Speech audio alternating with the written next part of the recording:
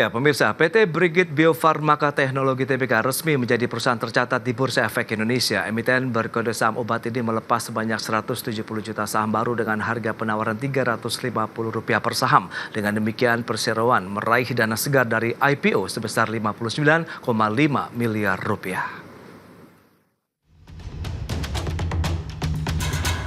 PT Brigit Bio Farmaka Teknologi Tbk resmi melantai di Bursa Efek Indonesia. Emiten berkode saham obat ini menerbitkan saham baru sebanyak 170 juta saham atau setara 28,33% dari total modal ditempatkan dan disetor penuh setelah IPO. Adapun harga saham yang ditawarkan ke publik sebesar Rp350 per saham. Dengan demikian, obat meraih dana segar sebesar Rp59,5 miliar. Perseroan secara bersamaan juga menerbitkan sebanyak 85 juta waran seri 1 yang menyertai saham baru perseroan atau sebanyak 19,77% dari total jumlah saham ditempatkan dan disetor penuh.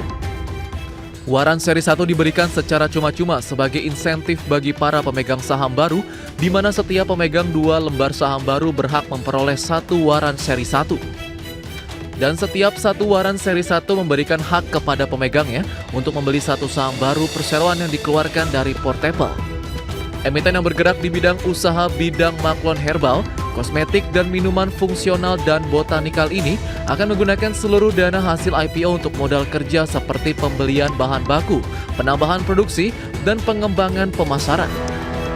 Sedangkan dana yang diperoleh dari pelaksanaan waran seri 1 juga akan digunakan seluruhnya untuk modal kerja perseroan. Jakarta, Tim Liputan IDX Channel.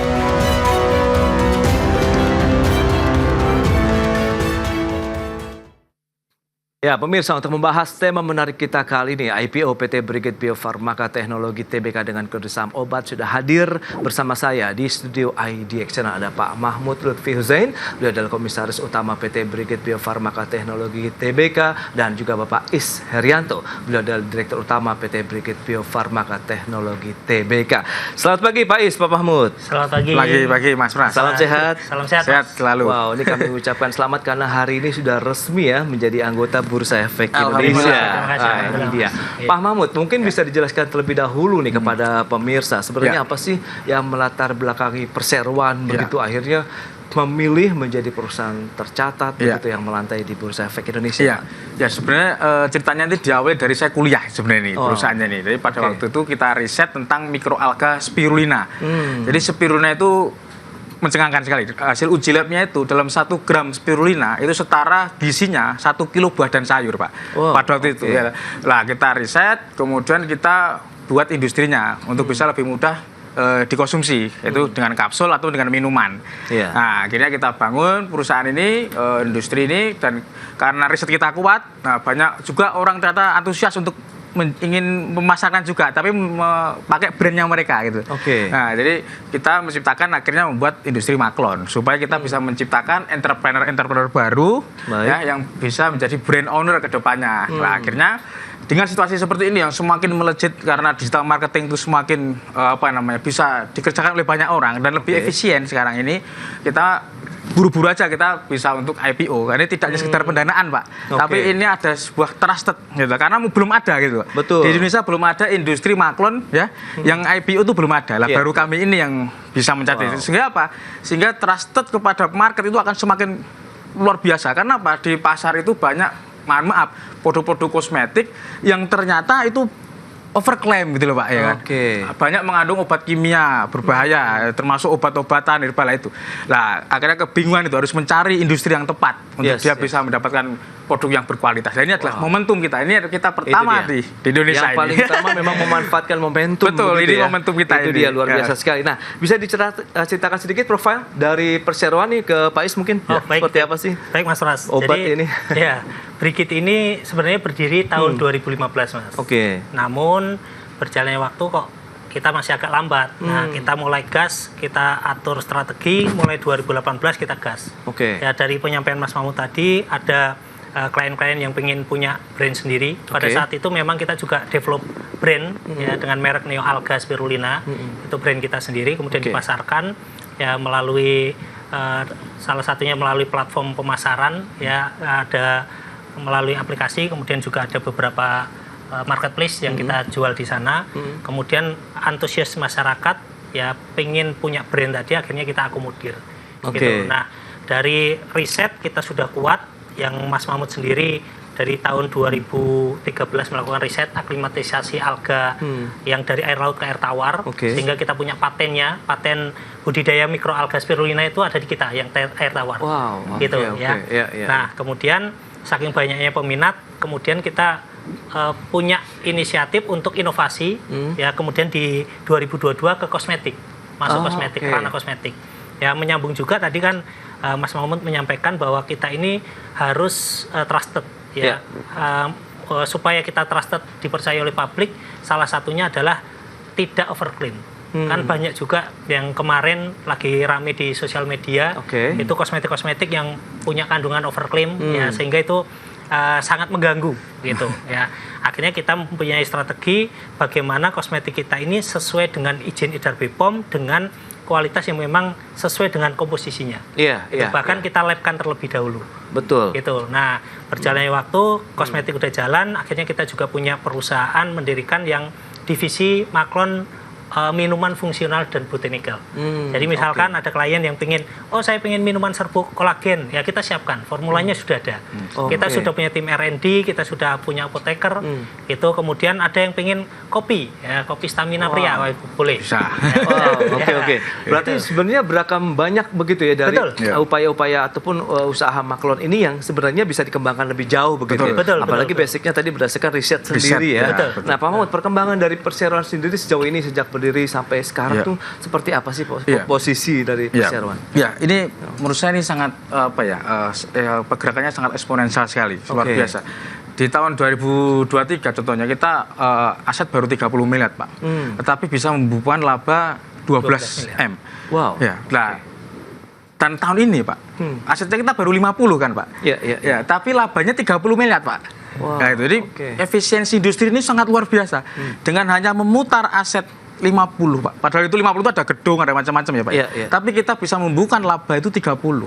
Belum ada pendanaan IPO ini Pak. Nah, nanti kalau pendanaan ini semua masuk, kita akan gunakan untuk mengenjot di pasar Pak. Nah, karena utilitas produksi kita itu masih 30%, jadi masih ada 70% yang bisa kita gas itu. Tanpa harus investasi lagi. Jadi uangnya ini kita untuk penetrasi ke pasar. Luar biasa sekali. Benar-benar nanti akhirnya yaitu bisa dipercaya bahwa dana yang dihasilkan ataupun yang dibenamkan oleh para investor benar-benar digunakan kembali untuk bagaimana ekspansi bisnis ya ke depannya begitu. Nah, bicara mengenai iklim usaha dari bidang Maklon herbal, kosmetik, kemudian minuman fungsional dan botanikal yang sudah disampaikan tadi, terus seperti apa saat ini? Apakah demand-nya juga terus bertumbuh? Iya, tetap. Nah, ini terutama ada gerakan namanya kita harus berwirausaha. Nah, semangat untuk orang itu mulai menjadi entrepreneur, ya kan? Tidak jadi reseller terus. Ya. Dia ingin jadi brand owner.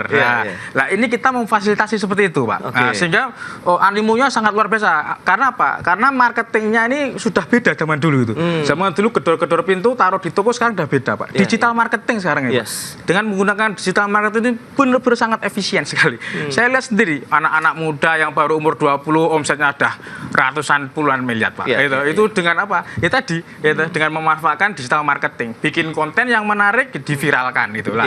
Ketika nanti dia iklannya kena Pak. Nah, dari pabrik, dari kami itu support modal untuk apa? Untuk kita memberikan buffer stoknya.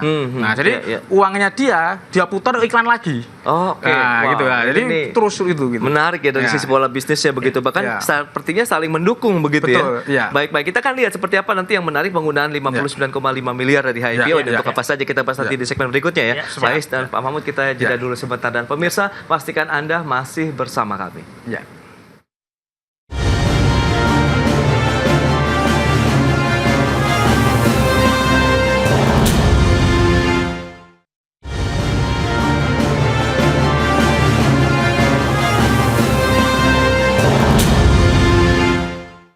Ya, terima kasih Anda masih bergabung bersama kami dalam Market Review. Pemirsa, berikut ini kita sampaikan data terkait dengan profil emiten yang baru saja melantai di Bursa Efek Indonesia, Brigit Bio Farmaka Teknologi Tbk dengan kode saham OBAT. Ya, seperti yang bisa Anda saksikan di layar televisi Anda, kegiatan utama dari perseroan adalah Maklon Herbal, kosmetik dan minuman fungsional dan botanikal. Ada 170 juta saham yang dilepas atau 28,33% dari modal store penuh, hasil IPO 59,5 miliar rupiah. Dan berikutnya kita lihat penggunaan dana IPO ini untuk apa saja. Ya, ini dia. Menarik, kita lihat 100% untuk modal kerja perseroan, di mana diantaranya untuk pembelian bahan baku, ada penambahan produksi dan pengembangan pemasaran 59,5 miliar rupiah, semuanya untuk modal kerja. Berikutnya, kepemilikan saham dari OBAT. Ada Mahmud Lutfi Huzain, kemudian Amelisa Dita Karina, Narno Raharjo, dan masyarakat tadi 28,33%. Berikutnya, kita lihat dari sisi posisi aset, kemudian liabilitas dan ekuitas dari Brigit Bio Farmaka Teknologi Tbk dengan kode saham OBAT. Aset yang dimiliki ada 52,08 miliar rupiah, liabilitasnya 24,61 miliar rupiah, dan ekuitasnya 27,47 miliar rupiah. Kita akan lanjutkan kembali perbincangan bersama dengan Bapak Is Herianto, Direktur Utama Brigit Bio Farmaka Teknologi Tbk, dan juga Bapak Mahmud Lutfi Huzain, beliau adalah Komisaris Utama dari OBAT. Baik, nah ini menarik kalau kita cermati, ini lebih dalam lagi saya mau coba gali dari penggunaan dana hasil IPO nih Pak Is, mungkin bisa dijabarkan seluruhnya nih untuk modal kerja perseroan. Nah, ini apa aja yang akan dikerjakan dan dilakukan, silakan. Baik Mas Pras, jadi memang ya kita mempunyai keinginan membesarkan juga perusahaan, Mas. Oke. Jadi ada potensi-potensi kita nanti akan mengembangkan suplemen. Oke. Terus ada juga tablet dan mungkin produk-produk yang lainnya. Yeah. Tapi ini nanti akan kita gunakan dari profit, Mas. Jadi untuk bangun perusahaan, mendirikan perusahaan, infrastrukturnya, SDM, mesin, kemudian bangunan, itu murni dari profit. Adapun yang 59,5 miliar itu murni untuk pengembangan usaha, terutama dari pembelian bahan baku. Jadi selama ini gini, Mas, saya gambarkan ketika ada klien si A ini datang ke kami, kemudian di awal bulan mereka hanya ordernya 1.000. Nah, ketika hanya order 1.000, mereka penjualan di dalam waktu 3 bulan sampai setengah tahun ternyata naik menjadi 100.000. Nah, artinya ketika kapasitas naik, perusahaan juga harus menyiapkan infrastruktur, entah itu SDM, entah itu mesin ataupun bangunan. Nah, ini kan kesedot, Mas. Sehingga kita tidak punya cadangan untuk bahan baku. Pada akhirnya dana IPO inilah yang akan kita gunakan. Nah, kalau selama ini bagaimana jalannya? Klien tersebut kita suruh DP. Ya, kita suruh DP. Artinya ini juga mengganggu perjalanan bisnis mereka karena mereka harus ngiklan, kemudian kita mintain DP dulu. Nah, dengan adanya dana IPO kita sampaikan, Mas, Mbak klien udah fokus aja pada iklan, dana yang budgetnya untuk DP silahkan digenjot digas untuk iklan, karena kita sudah punya dana untuk pembelian bahan baku. Ya, jadi ini betul-betul bersinergi, saling menguntungkan. Beliau-beliau ini yang klien-klien ini sudah bisa iklan terus, order bahan bakunya kita sudah siapkan, perusahaan pabriknya kita sudah siapkan, sehingga ini bisa mengakomodir kebutuhan klien berapapun, mau 10.000, 100.000, bahkan 300.000 sampai 500.000 pun kita siap. Nah, itu dia. Berarti kalau bicara mengenai utilisasi, kemampuan produksi, sebenarnya dari pabrik yang dimiliki oleh OBAT sendiri ini, Pak Mahmud sudah ready dong ya? Wah, ready. Baru 30%, Pak. 30%? Masih ada sisa 70 ini. Nah, ini masih luas sekali anunya, Pak. Jadi bisa dikembangkan lebih jauh lagi. Betul. Nah, bicara mengenai tantangan, kalau kita bicara mengenai bisnis Maklon ini, lebih di bagian yang mananya nih, Pak? Ya kalau dari kami, dari risetnya Pak sebenarnya Pak. Jadi tentunya orang kan berpindah, Maklonnya pindah ke pabrik. Tapi kalau di kita tidak bisa, karena formula kan kita yang menciptakan. Nah, risetnya dari kami dan itu terbukti proven gitu. Nah, dan izin edar itu melekat pada perusahaan. Izin edar BPOM itu melekat pada perusahaan. Dan ini yang kita mau kembangkan Pak. Ini luar biasa, kita sudah patenkan kemarin, yaitu riset susu spirulina. Jadi susu spirulina ini kita udah uji lab, Pak. Kita tandingkan dengan susu sapi. Nah, di mana susu sapi ini kan market share di Indonesia 160 triliun, Pak. Susu sapi. Nah, ternyata susu spirulina yang kita riset ini, ternyata apa? Kandungan gizinya melebihi jauh daripada susu sapi. Nah, ini sudah kita patenkan. Nah, dan ini dana ini juga akan kita gencarkan ke situ juga, Pak. Nah, apalagi di tengah ini pemerintah menggalakkan makanan bergizi, Pak. Betul. Nah, tadi Bapak tanya, tantangannya apa ya? Edukasi. Makanya edukasi ini butuh sekali nih pemenggiatan pasarnya dengan dana ini gitu. Nah, Pak Is, edukasi seperti apa kalau kita bicara mengenai literasi terkait dengan bisnis maklonnya sendiri ini, masyarakat sudah banyak yang paham belum sih, Pak?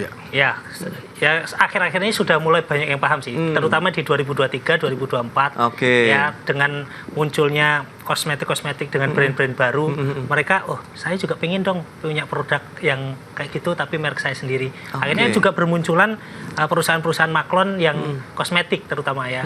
Ya, di Jawa Tengah itu banyak yang muncul. Tetapi Brigit sendiri punya strength, kekuatan itu one stop maklon, Mas. Ya, kalau perusahaan lain mungkin hanya satu jenis sediaan atau maksimal 2 jenis, tapi kita bisa 5 jenis, Mas. Ya. Ada kita siapkan divisi herbal, kemudian divisi makanan minuman fungsional, kemudian kosmetik, kemudian kuasi, nanti juga ada PKRT. Nah, ini yang membuat kita mempunyai kekuatan dari sisi itu. Jadi orang datang itu mau bikin produk apapun, kita sudah insya Allah bisa siapkan dengan formula yang proven. Gitu. Apalagi kita kan dasarnya awal kita mendirikan perusahaan ini sampai sebesar ini itu dari riset. Betul. Ya, terutama dari tadi sampaikan riset tentang mikroalga spirulina yang kita satu-satunya di Indonesia punya patennya. Ya, paten budidaya alga spirulina di air tawar. Itu kami yang pegang. Baik, ini menarik. Lantas bagaimana dengan target kinerja, Pak Mahmud? Kalau misalnya tadi dengan capaian-capaian yang sudah ada saat ini, trennya ini nampaknya akan positif terus ya kalau kita lihat bagaimana literasi edukasi masyarakat sudah mulai paham terkait dengan bisnis maklon ini, sehingga akan banyak lagi nanti tentunya klien-klien akan datang begitu ya ke perseroan, apalagi dengan pendanaan yang semakin kuat dengan hasil IPO. Nah, Pak Mahmud, seperti apa target-target ke depan? Ya, tentunya tadi dari prospektus kita mencanangkan kenaikan berapa? 20%. 20%. 20%. Lah, itu sudah melampaui batas, Pak. Kemarin 2024 itu kan targetnya 24, tapi ini 30 miliar. Jadi angka kenaikan 20% ini menurut saya sangat mudah gitu. Karena melihat kami yang belum ada dana ini aja sudah segitu gitu. Apalagi ditambah dana dari IPO ini gitu. Dan ini adalah momentum. Karena apa? Industri maklon belum ada yang IPO gitu, dari TBK. Nah, gitu. Ini momentum kita untuk segera masuk supaya tidak keduluan yang lain gitu. Sehingga orang yang mencari produk yang berkualitas itu dia akan mencari mana yang lebih trusted industrinya. Nah, pasti dia akan mencari lebih baik di kita gitu. Itu dia ya. Apalagi sekarang ini kan obat sudah jadi sorotan banyak pihak gitu kan. Nah, ini yang juga memperkuat kita. Kita punya komitmen yang memang harapannya mereka lebih mempercayai kita dari sisi perusahaannya. Terakhir, keunggulan kompetitif dan harapan ke depan, Pak Is, kepada perseroan begitu setelah IPO bagaimana? Ya, harapan kami bagi teman-teman yang pengen menjadi brand owner, ya kita udah siap melayani dari hulu sampai hilir. Ya, one stop maklon.